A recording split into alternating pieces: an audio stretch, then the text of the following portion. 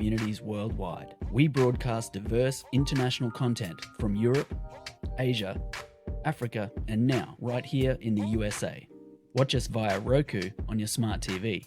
Submit your own content to 1530entertainmentllc@gmail.com. Download the Millennium TV app from the App Store to stream our shows anywhere, anytime. Millennium TV.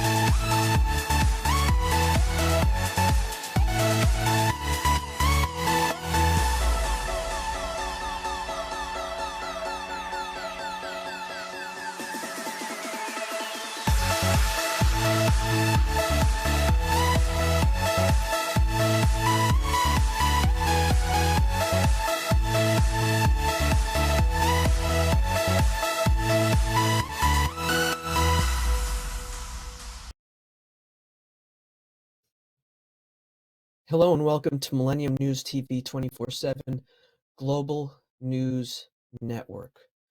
We're here today with today's top stories. Thank you for joining us. It's not often that a president gets everything that he asks for. But that's what happened.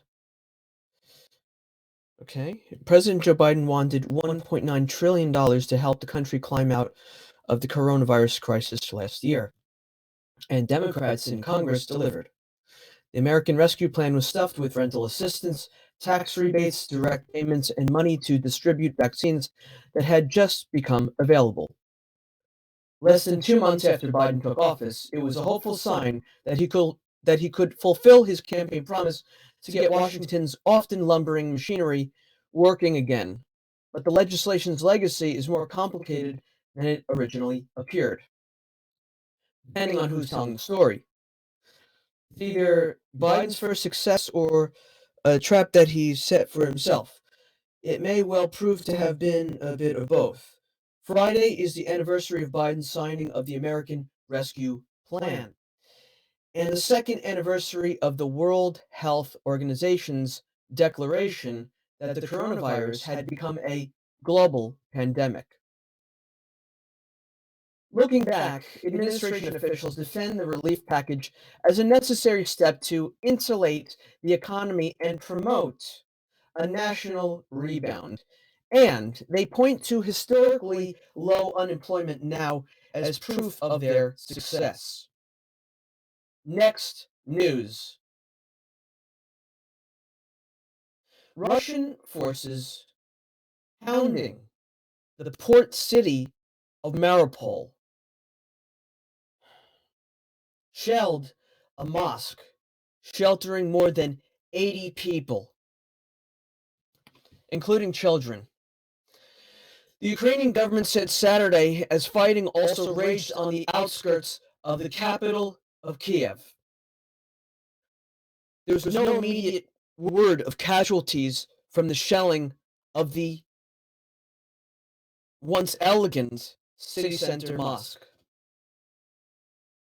Mariupol has suffered from some of the greatest misery from Russia's war in Ukraine, with unceasing barrages thwarting repeated attempts to bring food and water,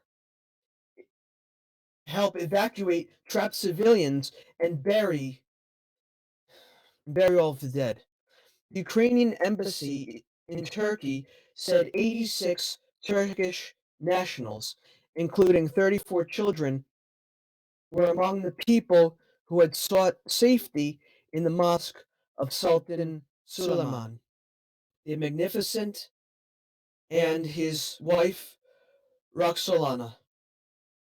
Opened in 2007 and modeled after a mosque in Istanbul, Turkey, the white-walled mosque and its towering minaret were proudly advertised as a popular scenic draw by city authorities before Mariupol became a target of Russian barrages. Next news. Under pressure recently to prove her loyalty to Donald Trump, Representative Nancy Mace traveled to New York to film a social media video outside Trump Tower, reminding her South Carolina constituents that she was one of the former president's earliest supporters. Facing similar scrutiny, Representative Tom Rice has taken a different approach, quietly winding through rural stretches of his congressional district to remind voters of his work securing federal relief for frequent, often disastrous flooding, and of his advocacy for agricultural improvements. Lifelong Republicans representing neighboring congressional districts in one of the most reliably GOP states in the U.S. Mace and Rice are unlikely players in the fierce debate over the future of their party. But they're both facing spirited primary challenges this summer from Trump-backed rivals, being backed by Trump, that could signal the former president's grip on the party as he weighs another White House bid. The primary is June 14th. The focus on Mace and Rice could intensify Saturday when Trump holds a rally in Florence, South Carolina, with the primary rivals. Wonderful. He's almost certain to relive his criticism of the incumbents as insufficiently loyal. Insufficiently loyal. For Rice, the sin was his support for Trump's second impeachment in the aftermath, gotta remember this, in the aftermath of the violent and deadly January 6th insurrection, ignited by the then president, Donald Trump. Mace, meanwhile, drew the ire of Trump and his backers by voting to certify President Joe Biden's win in the 2020 election, as well as her support for holding Steve Bannon in contempt of Congress, and her frequent television appearances blaming Trump for the insurrection. Yeah. Next news. At first, the White House resisted calls from Congress to ban Russian oil imports to the U.S. And then it did just that. The administration hit the brakes on legislation that would have revoked Russia's normal trade status until President Joe Biden announced the move Friday. The administration persuaded senators to hold off on imposing Russian sanctions, then slapped stiff sanctions itself. It rejected efforts in Congress to stop the Nord Stream 2 energy pipeline, then led allies in halting it. In quotes, what do all these things have in common? End quote, said Senator Robert Portman, Republican, Ohio, asked after reciting a similar list in quotes. In each of those cases, the administration said no, end quotes, until lawmakers from both political parties put pressure on the White House to change course. In quotes. And in each case, the administration did a 180, end quotes. It's an emerging pattern that has not gone unnoticed during the escalating war in Ukraine. A remarkably unified Congress is out front on foreign policy, pressuring Biden to go further and faster with a U.S. response to a devastating conflict that has no clear endgame in sight. Rather than running for political cover as the Ukraine war worsens, lawmakers of both parties are pushing the president to act more swiftly and forcefully to stop Russian President Vladimir Putin's invasion of Ukraine.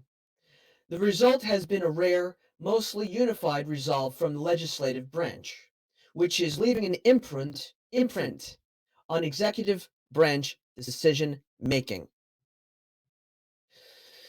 We're going to take a short break from the daily English news of Millennium News TV 24/7. Please stay with us. Thank you.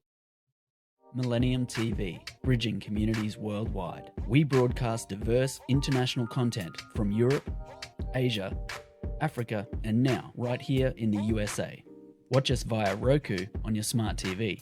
Submit your own content to 1530entertainmentllc@gmail.com. Download the Millennium TV app from the App Store to stream our shows anywhere, anytime. Millennium TV.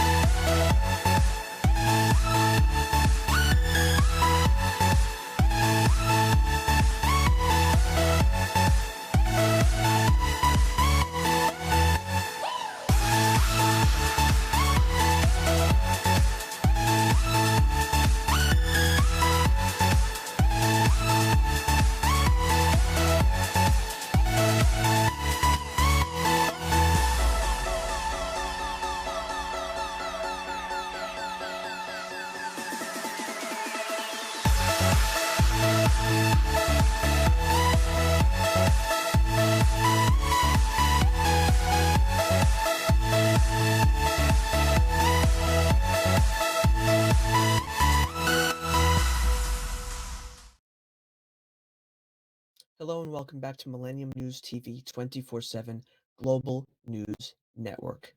Here's the continuation of today's top stories. Thank you. In the 2 weeks since Russia invaded Ukraine, around 2.5 million people have fled, the great majority of them to European Union countries.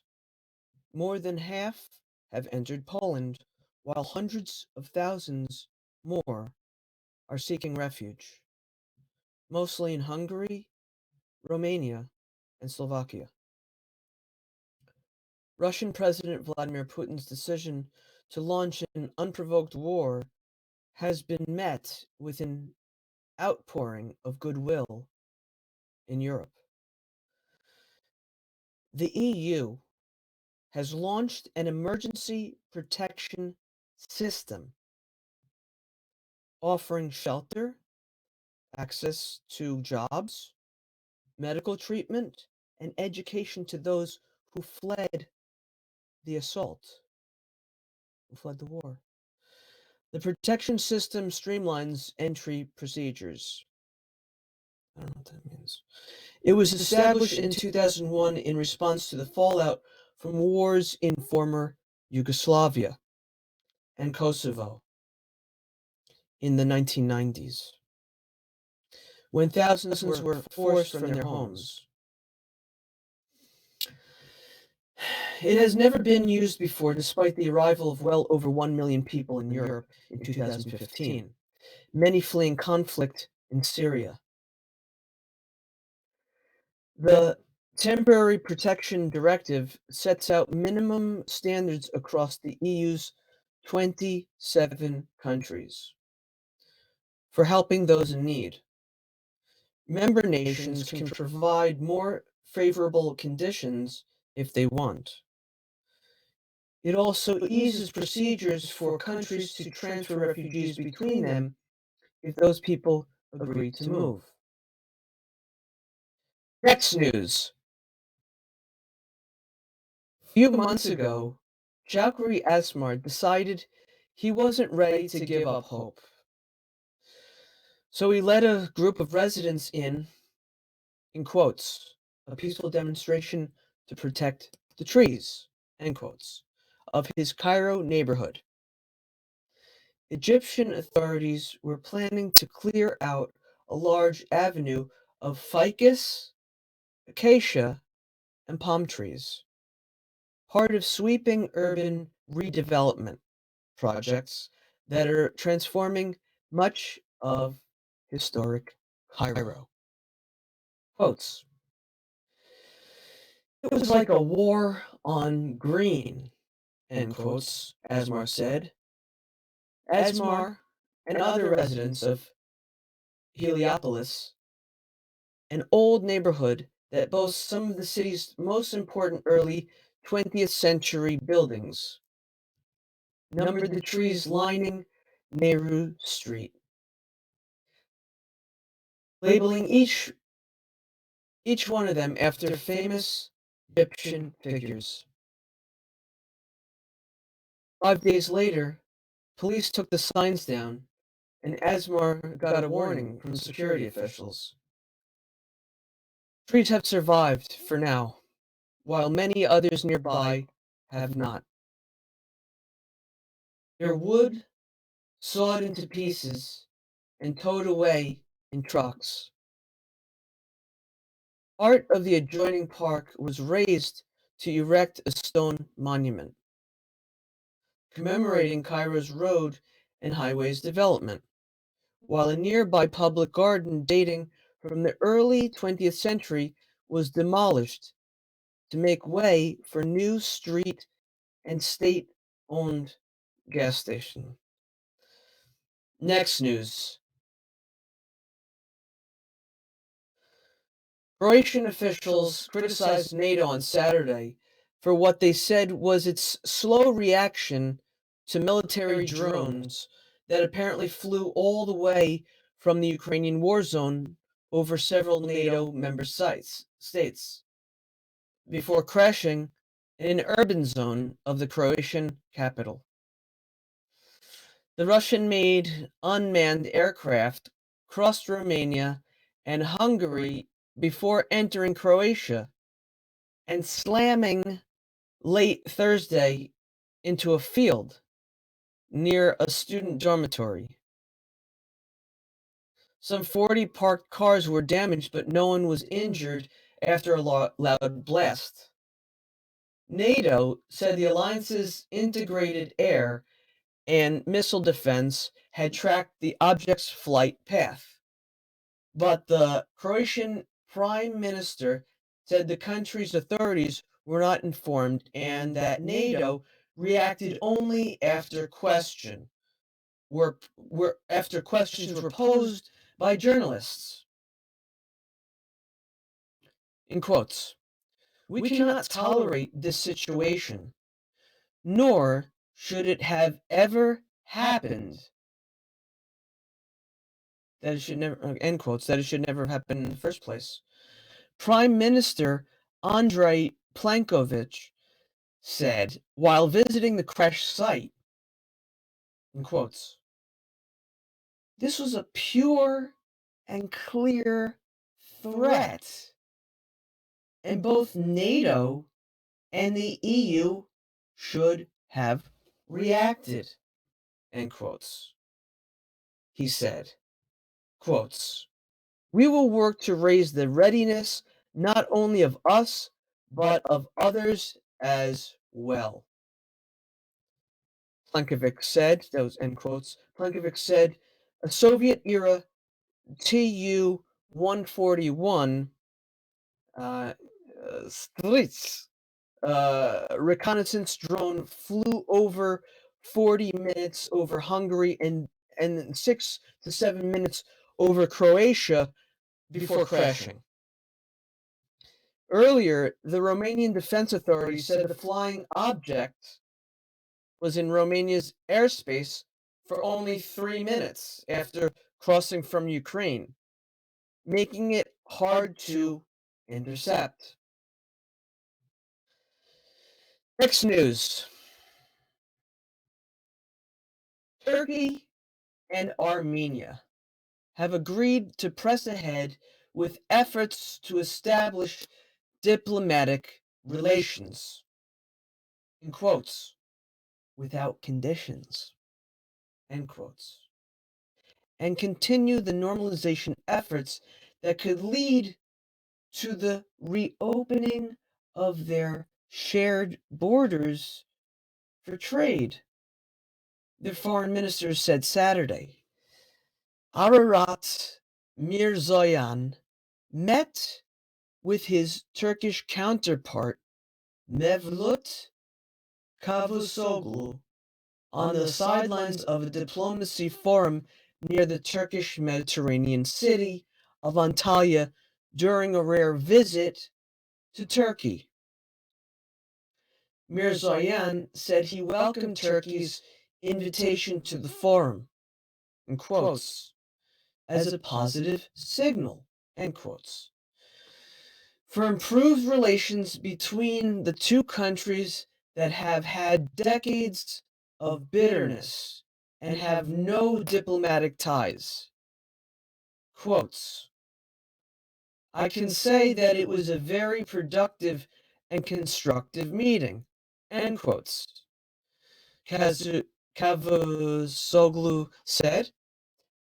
Turkey, a close ally of Azerbaijan, shut down its border with Armenia in 1993 in a show of solidarity with Baku, which was locked in a conflict with Armenia over the Nagorno-Karabakh region. In 2020, Turkey strongly backed Azerbaijan in the 6-week conflict with Armenia over Nagorno-Karabakh, which ended with a Russia-brokered peace deal that saw Azerbaijan gain control of a significant part of this region, of that region. We're going to take a short break from the daily English news of Millennium News TV 24/7. Please stay with us. Thank you so much.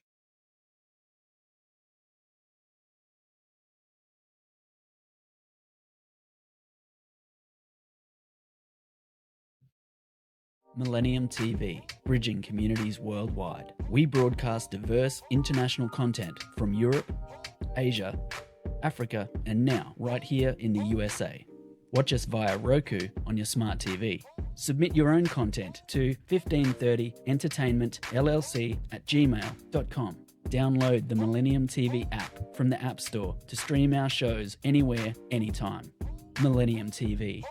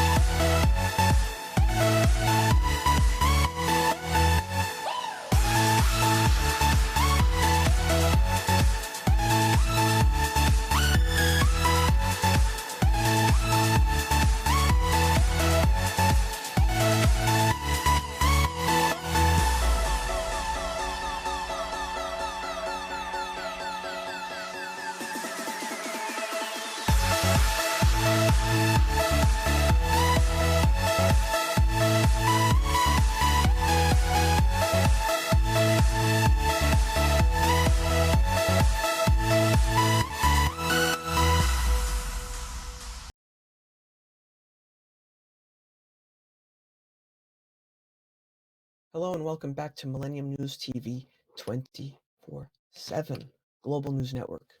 Here's the continuation of today's top headlines. A Texas judge was holding a hearing Friday on whether to prevent state officials from investigating reports of transgender youth receiving gender-confirming care as child abuse. The hearing comes the same day that dozens of major companies, including Apple, Google, Johnson & Johnson, Meta, and Microsoft, criticized the Texas directive in a full-page ad in the Dallas Morning News. In quotes, the recent attempt to criminalize a parent for helping their transgender child access medically necessary, age-appropriate health care in the state of Texas goes against the values of our companies, end quotes, read the ad, which used the headline in quotes, all capital letters. Got it? Discrimination is bad for business, end quotes. District Judge Amy Clark Meacham will hear Friday from attorneys for the state and the parents of a 16-year-old girl who were being investigated by the Department of Family and Protective Services over such care. Meacham, last week, blocked the investigation and is considered whether to block similar investigations of other families. The parents sued over the investigation and Republican Governor Greg Abbott's directive that DFPS investigates reports of transgender youth receiving gender confirming care as child abuse. Next news. On the day the World Health Organization declared the coronavirus a pandemic, call-out K, in quotes, Tara Polsey reflected the views of many people when she told an Associated Press reporter, in quotes, if we avoid each other and listen, oh my God, and listen to the scientists, maybe in a few weeks it will get better, end quotes. If only she knew. News coverage of the first day of the pandemic, March 11th, 2020, is a fascinating look back in time at a world experiencing a combination of denial and panic about a virus that was still a mystery to many. People were stunned at the idea that schools and sporting events were being shuttered. Development that became the norm over the next 2 years. Stock markets plummeted. The former President Donald Trump addressed a jittery nation to announce travel restrictions. Tom Hanks, the actor, was infected with the virus. But many people, like Tara Polsey, thought it would be over soon. Quotes. I was like, oh my God, that poor girl, end quotes, Tara Polsey said, through laughter, Tara Polsey said through laughter and rereading the AP story from that day. Quotes. This is in quotes. I'm sad for the optimist that I was, just thinking life would get back together, and I was just so optimistic about that, end quotes. Next news. The Texas Supreme Court on Friday dealt essentially a final blow to abortion clinics' best hopes of stopping a restrictive law that sharply curtailed the number of abortions in the state since September and will now stay in place for the foreseeable future. The ruling by an all-Republican court was not unexpected. It slammed the door on what little path forward the U.S. Supreme Court had allowed Texas clinics after having twice declined to stop a ban on abortions after roughly after 6 weeks of pregnancy. It spells the coming end to a federal lawsuit that abortion clinics filed even before the restrictions took effect in September, and were then rejected at nearly every turn and in nearly every court for 6 months. In quotes. There is nothing left. This case is effectively over with respect to our challenge to the abortion ban. End quotes, said Mark Huron, attorney for the Center for Reproductive Rights, which led the challenge against the Texas law known as Senate Bill 8, although Texas abortion clinics are not dropping the lawsuit. They now expect it will be dismissed in the coming weeks or months. Next news. The judge sentenced Julie Smollett to 150 days in jail, branding the black and gay actor a narcissistic charlatan, okay, for staging a hate crime against himself to grab the limelight while the nation struggled with wrenching issues of racial injustice. Period.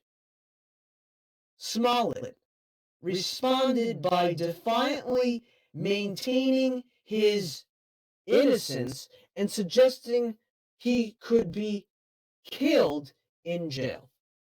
The sentence and Smollett's post-hearing outburst capped an hours-long hearing Thursday, and more than 3 years of legal drama following Smollett's claim that he had been the target of racist and homophobic attacks. Smollett didn't make a statement when offered the opportunity before the judge announced the sentence, saying he was listening to his attorney's advice. But after Cook County Judge James Lynn issued his decision, Smollett removed the face mask he wore throughout the hearing to proclaim himself innocent. In quotes. If I did this, then it means that I stuck my fist in the fears of Black Americans in this country for over 400 years and the fears of the LGBT community, end quotes. Smollett said, standing up at the defense table as his lawyers and sheriff's deputies surrounded him.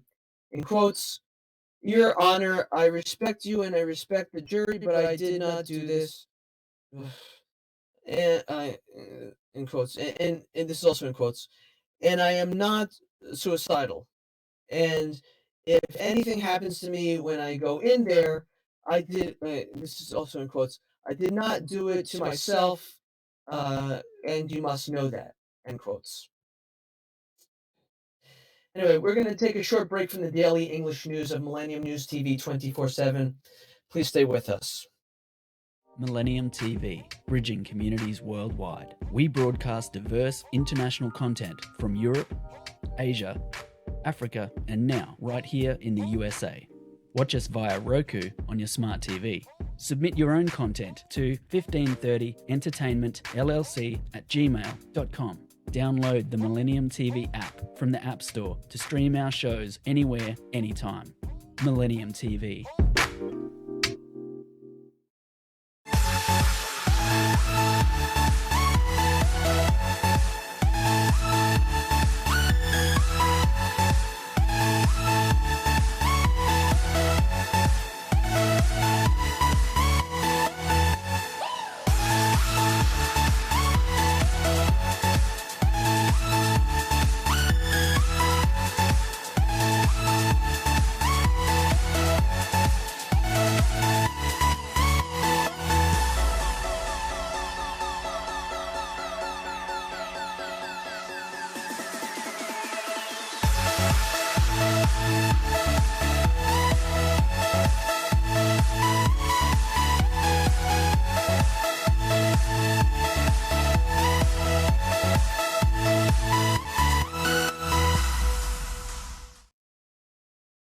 Hello and welcome back to Millennium News TV 24/7 Global News Network. Here's the rest of today's news. Top Democrats are pleading for President Joe Biden to act alone on some of the party's core legislative priorities, viewing executive action as their best hope of delivering on their promises and energizing liberal voters. They worry are going to sit out the elections in November. In areas like voting rights, police reform, and immigration, where Democratic bills have been thwarted by GOP opposition in the Senate. The leaders of the influential Black and Asian American caucuses made their request directly to Biden during a recent meeting at the White House, urging him to issue executive orders that could push their proposals forward without votes in the House and Senate. The pleas come at a particularly desperate moment for the House Democrats, who are heading into a difficult midterm election season where the loss of only a handful of seats will end their majority. Biden's flagging poll numbers are adding to the steep headwinds Democrats are facing in a midterm election year that historically has been unfavorable to the party in power. Next news. 6 months after winning a recall election that could have ousted him from office, California Democratic Governor Gavin Newsom is in an enviable position as he revs up a re-election campaign that could give him a second 4-year term.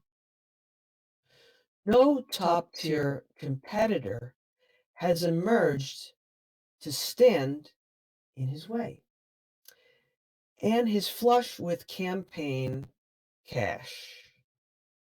He had roughly $25 million in his main political committee at the end of 2021.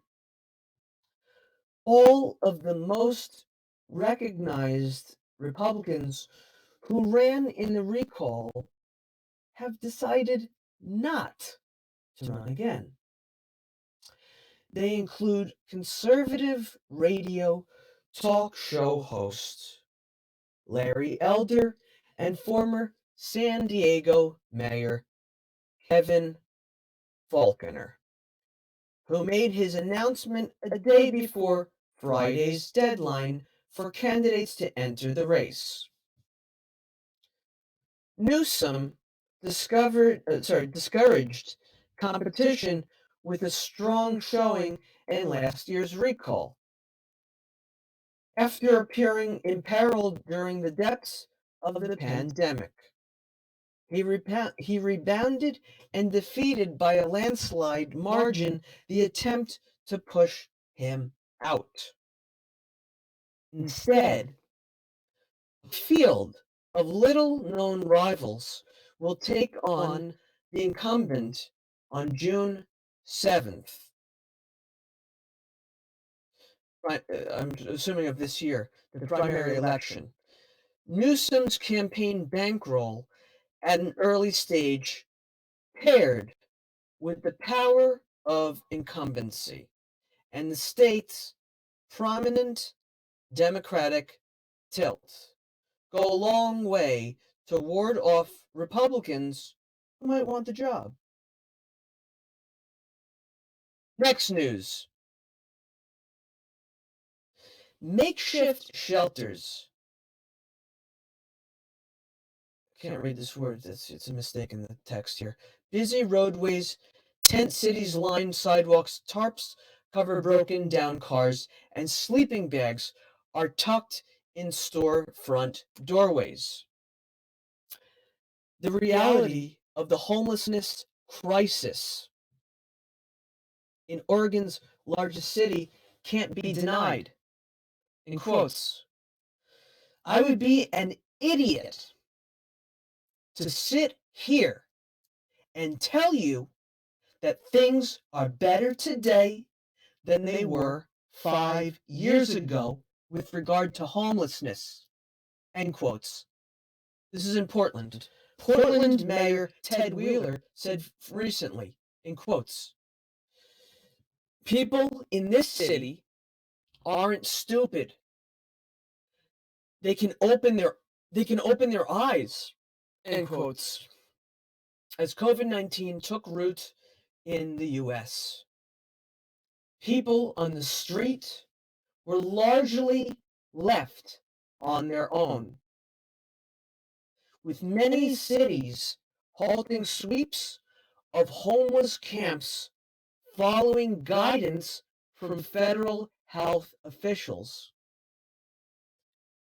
The lack of remediation led to a situation that has spiraled out of control in many places.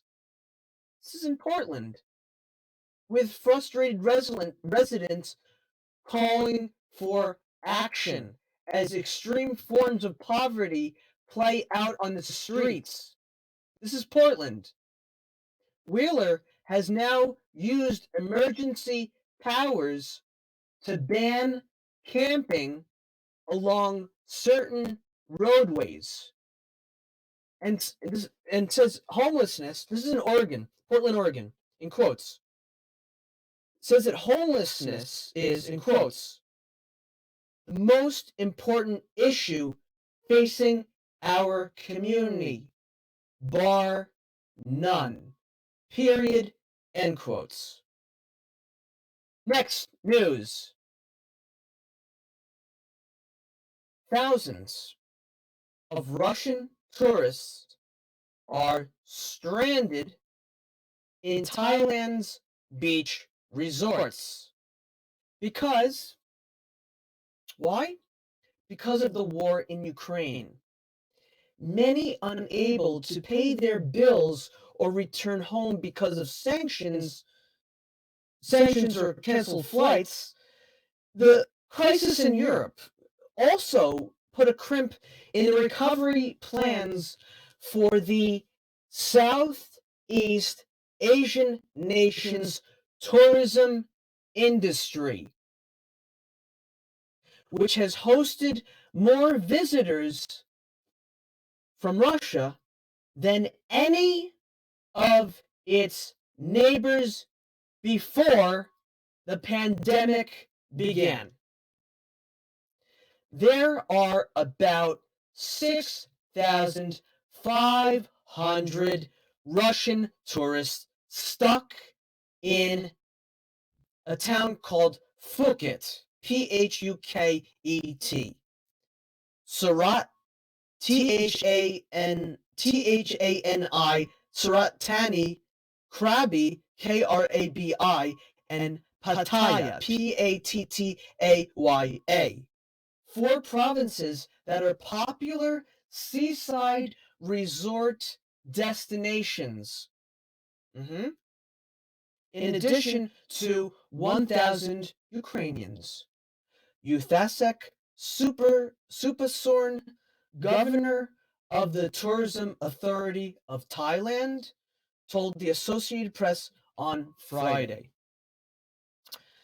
Some 17,599 Russians accounted for the largest block of arrivals in February, representing 8.6% of a total 203,970 people, according to according to the Public Health Ministry.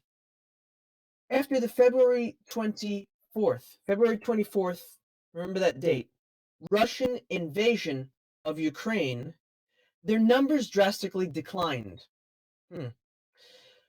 UFASAC said the Russians face two main problems: cancellations of their flights home by airlines that have stopped flying to Russia, and suspension of financial services, particularly by credit card companies that have joined sanctions against Moscow. There are also some who prefer to delay their return. This has been the daily global news of Millennium News TV 24/7. I really appreciate the fact that you've been watching. Please log in to get the latest news on all of our social networking sites. Okay? Pay attention now. Facebook, Twitter, Instagram. We are also on TikTok. On TikTok, we are Millennium News 24. Also, you should check this out. Our YouTube channel is News Channel M24. For all of our viewers, everybody who's watching this program right now, on both network broadcasting, got that? Android and iOS devices, Apple TV, Roku TV, Amazon Fire TV. Also, all smart TV platforms. I'm going to ask you kindly if you could please enjoy our latest entertainment, news, views, editorials, and current events on Millennium TV. Check out our apps, Millennium TV apps, Millennium TV USA on Android, not just iOS, but also iOS, Millennium News Google, and also if you go on the internet, you can check out www.millenniumnews24.com. Please stay with us at Millennium News 24. We thank you and wish you a great day.